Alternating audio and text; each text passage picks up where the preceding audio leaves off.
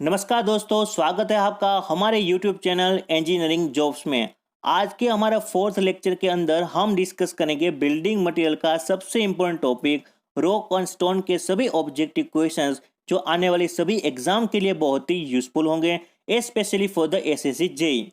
Video शुरू करने से पहले आप सभी को मेरा परिचय देना चाहूँगा। मेरा नाम है जय गोहिल। यदि आप मुझे सोशल मीडिया पर जुड़ना चाहते हैं तो आप मुझे इंस्टाग्राम, फेसबुक या ट्विटर पे फॉलो कर सकते हैं। और यदि आपको किसी क्वेश्चन और डाउट हो तो मुझे इंस्टाग्राम पर मैसेज भी कर सकते हैं। तो चले दोस्तों, वीडियो शुरू करते हैं। आज का हमारा फर्स्ट क्वेश्चन है the aggregate which is obtain from the sea shore और river and produce a minimum voids in a concrete which is known as the what. यानी कि जो हमारा जो एग्रीगेट है, अगर उस एग्रीगेट को हम सी शोर रिवर से हम प्राप्त करते हैं और मिनिमम वॉइस प्रोड्यूस करता है इन कंक्रीट, तो उसे हम क्या कहेंगे? तो उस एग्रीगेट को हम कहेंगे rounded aggregate. That's why the right answer would B D. अब जो राउंडेड एग्रीगेट है दोस्तों, उस राउंडेड एग्रीगेट की वर्केबिलिटी सबसे ज्यादा होगी, राइट? क्योंकि उसके अंदर जो वॉइड्स है सबसे कम होते, उसी वजह से उसकी वर्केबिलिटी भी सबसे ज्यादा हो सकती है। दैट्स वाई ये सारी चीजें आप नोट डाउन कर सकते हैं।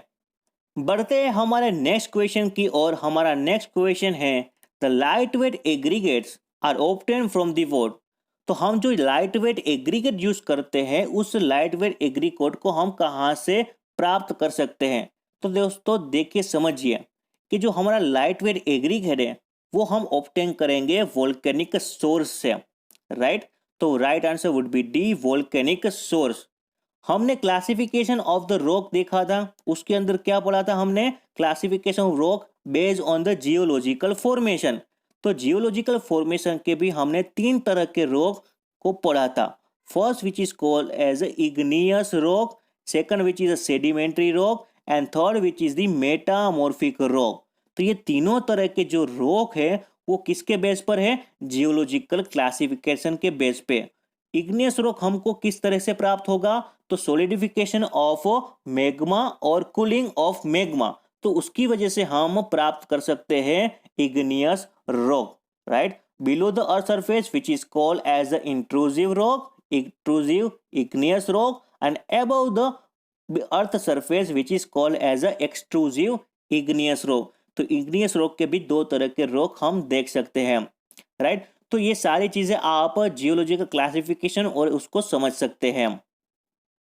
आगे बढ़ते हैं हमारे नेक्स्ट क्वेश्चन की ओर। तो हमारा नेक्स्ट क्वेश्चन है the flakiness index of a aggregate is a percentage by weight of the particle in it whose thickness is less than the what.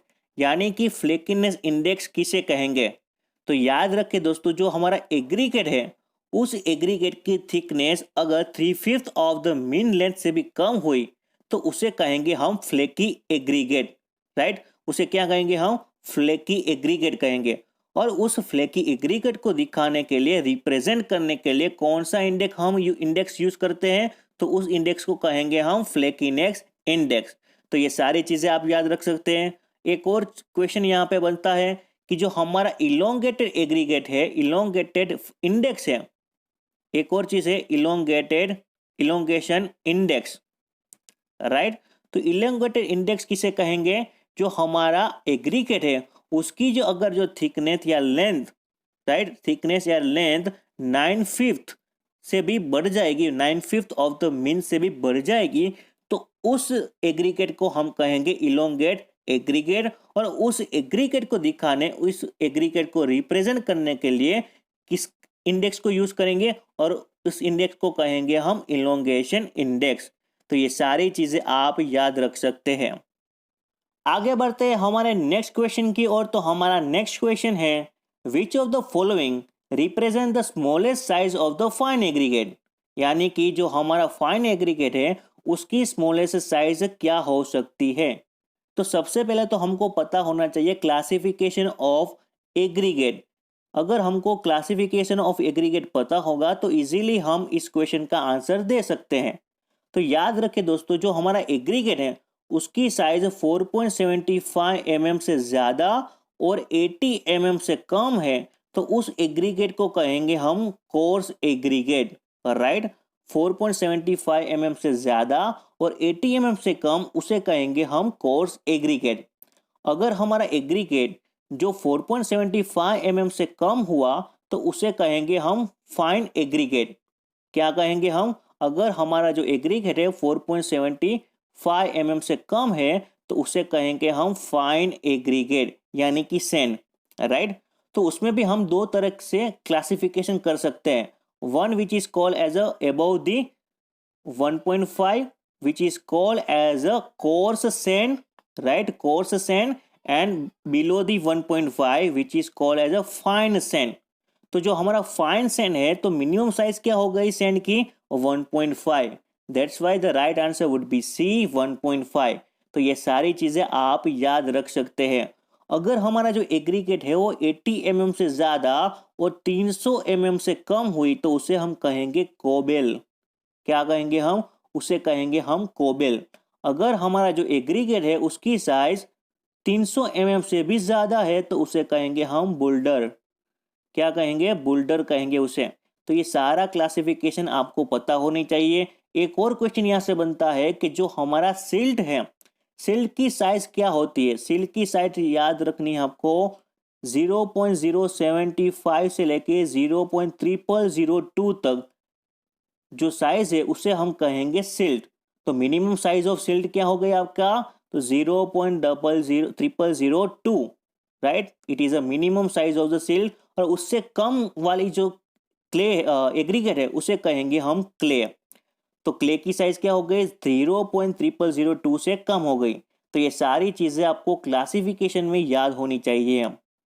बढ़ते हैं हमारे नेक्स्ट क्वेश्चन की ओर। तो हमारा नेक्स्ट क्वेश्चन है, the most useless aggregate is one whose surface texture is the what?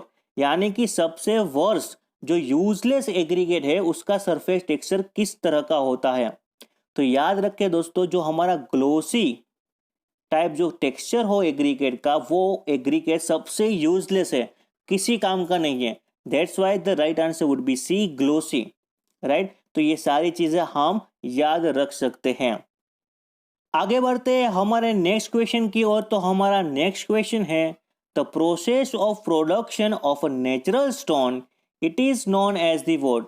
यानी कि जो हमारा प्रोडक्शन प्रोसेस है ऑफ अ नेचुरल स्टोन, इसे क्या कहेंगे? तो जो प्रोडक्शन ऑफ नेचुरल स्टोन है उस प्रोसेस को कहेंगे हम क्वेरिंग। याद रखें दोस्तों, उसे कहेंगे हम quarrying, right. So that the right answer would be B. जहां से हम प्रोडक्शन निकालते हैं उसको क्वेर करते हैं, उस जगह से उस प्रोसेस को हम कहेंगे क्वेरिंग। एक और बात यहाँ पर है, ड्रेसिंग किसे कहेंगे? एक बार क्वेरिंग हो जाने के बाद उस स्टोन को हम क्या करेंगे? पॉलिशिंग करेंगे। उस पॉलिशिंग की प्रोसेस को हम कहेंगे ड्रेसिंग, राइट।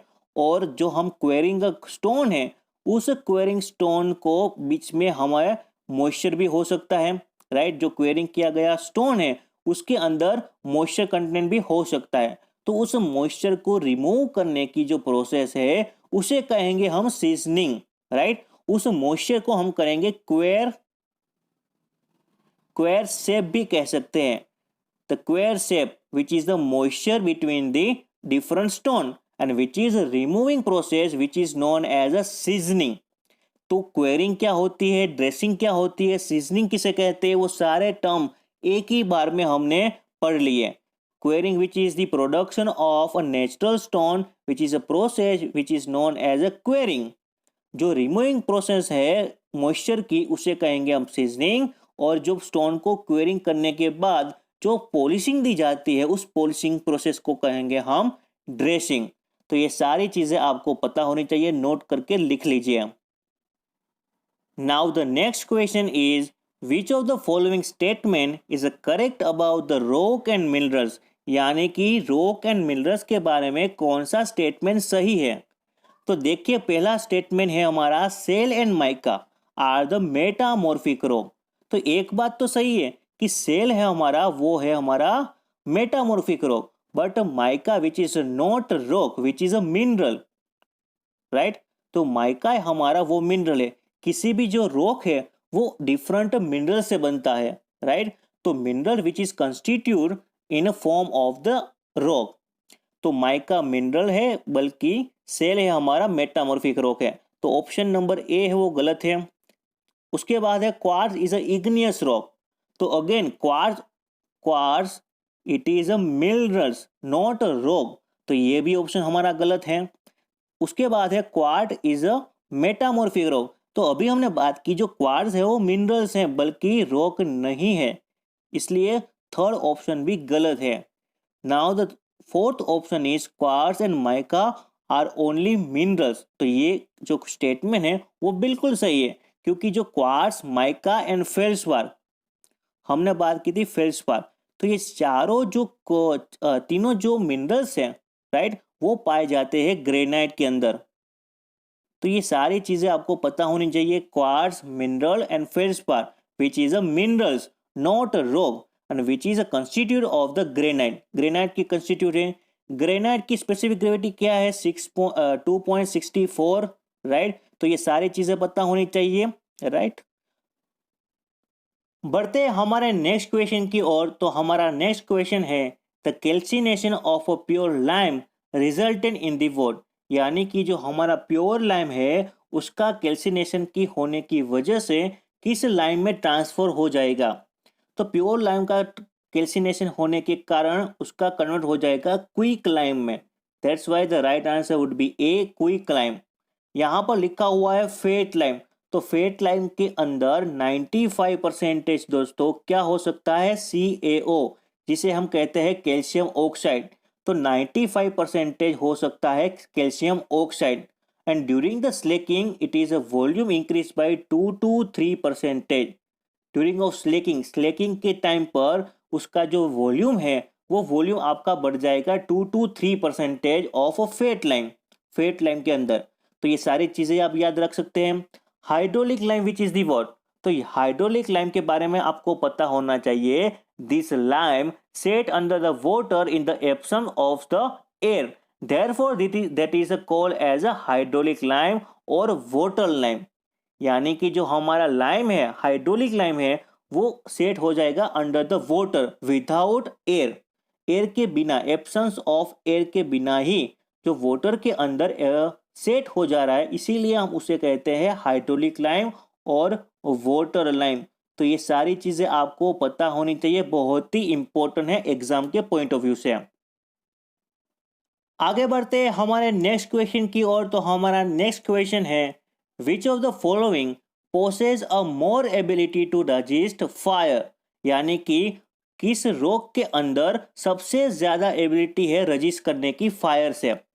तो याद रखें दोस्तों, जो सैंडस्टोन है, राइट, जो सैंडस्टोन की सबसे ज्यादा एबिलिटीज होती है to register fire. That's why the right answer would be A, compact sandstone. और sandstone which is a which type of rock? Which is the sedimentary rock. ये भी बात आपको पता होनी चाहिए, which is a sedimentary rock. और sedimentary rock के अंदर मेन कंस्टिट्यूट कौन सा हो सकता है? वो होता है कैल्साइड। Calcite which is a main constitute in the sedimentary rock and the sandstone which is a type of a sedimentary rock। एक और चीज आपको पता होनी चाहिए कि जो सैंडस्टोन है वो किस मिनरल से बन सकता है।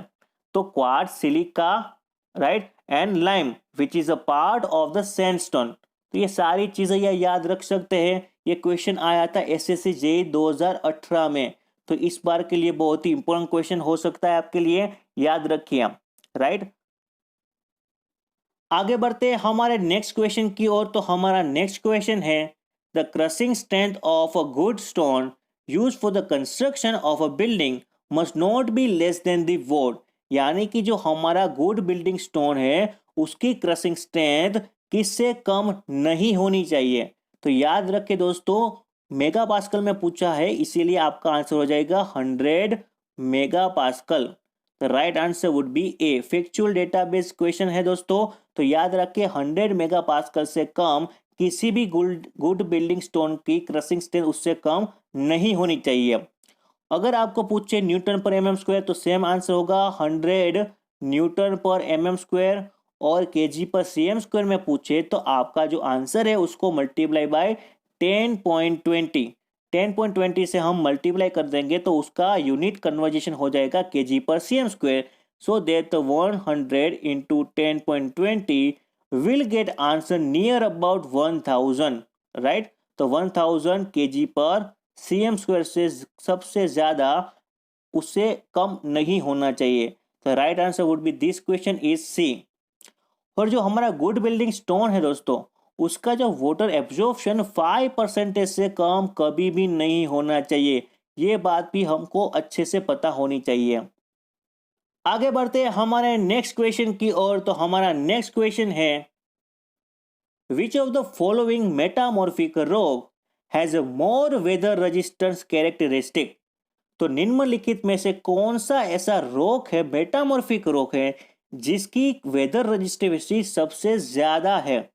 तो याद रखें दोस्तों, जो लाइमस्टोन वो तो एक टाइप का है sedimentary rock, right. Slate which is also a metamorphic rock, right. तो ये सारी जो चीजें हैं उसमें से कौन सा ऐसा रॉक है जिसकी वेदर रेजिस्टेंस कैरेक्टरिस्टिक सबसे ज्यादा है। तो याद रखिए दोस्तों, जो क्वार्ट्जाइट है, राइट, जो क्वार्ट्जाइट है उसकी जो वेदर रेजिस्टेंस एबिलिटीज है वो सबसे ज्यादा है compare to other stone, right, other rock. तो right answer would be C, quartzite.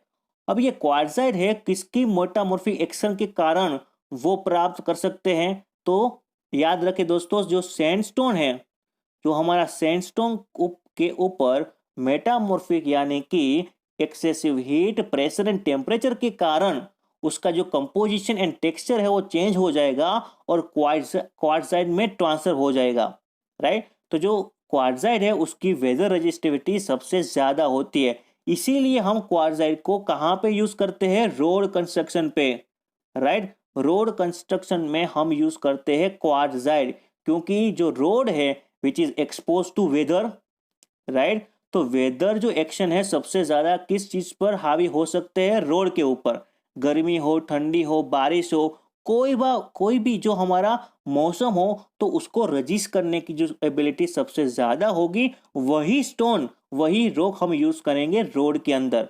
That's why the quartzite which is use in a road construction.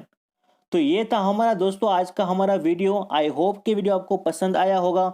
पसंद आ रहा है हमारे लेक्चर सीरीज, तो हमारी लेक्चर सीरीज को लाइक करें, हमारे वीडियोस को लाइक करें, हमारे चैनल को ज़्यादा से ज़्यादा दोस्तों तक शेयर कीजिए, क्योंकि शेयरिंग इज केयरिंग, राइट। तो मिलते हैं हमारे नेक्स्ट वीडियो में, तब तक के लिए good care and good care of your self.